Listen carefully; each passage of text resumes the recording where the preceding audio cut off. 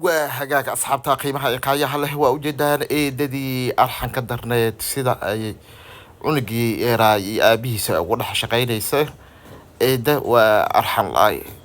وأوجدا ددي وحي أركتي ويلكي يراي أو ضيعان أو ميل جيفو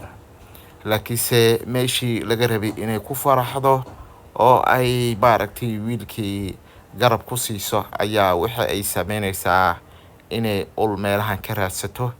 ayay cunugii yaray oo jiifa ayay la dul dhacaysaa ushi eedadan waa eeda ka dhex shaqaynayso mar walba odayga iyo wiilkiisa ka dhex shaqaynayso iyadoo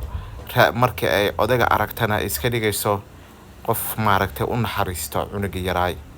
waatana eedadii arxan ka darneyd waxay abaartay oo aaday cunugii yaray oo halkaasi jiifa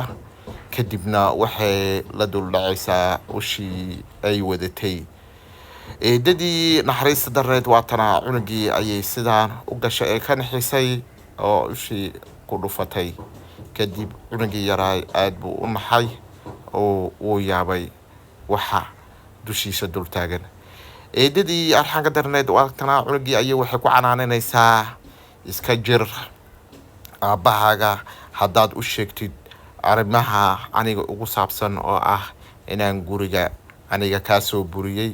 inaan aniga ku soo dilay aabahaaga haddaad u sheegtid iska jir ayay leedahay eedadii arxan ka darneyd oo waa kana halkan ayay ugu hanjabaysaa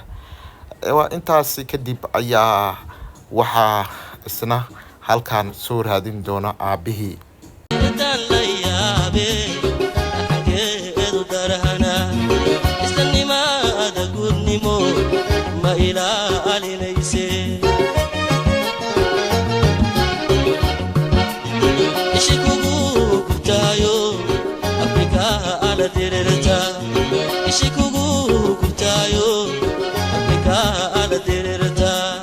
weli eedadii arxan ka darneyd cunuga waxay ku sii wadaa canaantii ayay ku sii wadaa oo waxay leedahay xataa yaa wax cun ku yiri cuntada yar oo halkan oo ka hela xataa waxay tiri yaa cun ku yiri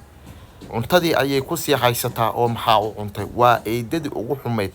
sida arxan ka daran ay ula dhaqmayso hadda ayay waxay leedahay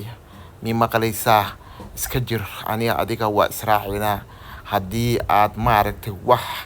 run ah sheegtid iska jireeto leedahay si xun baan ku dilayaa odagay ayaa kor meel leer wax ka arkay laakiin waxay ku sii amraysaa waxay leedahay haye iska jir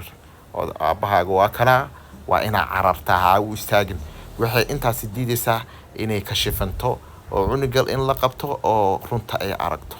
waa kana cunugii yaraa wuu cararay laakiin odayga wuu arkay uu ka daba cararay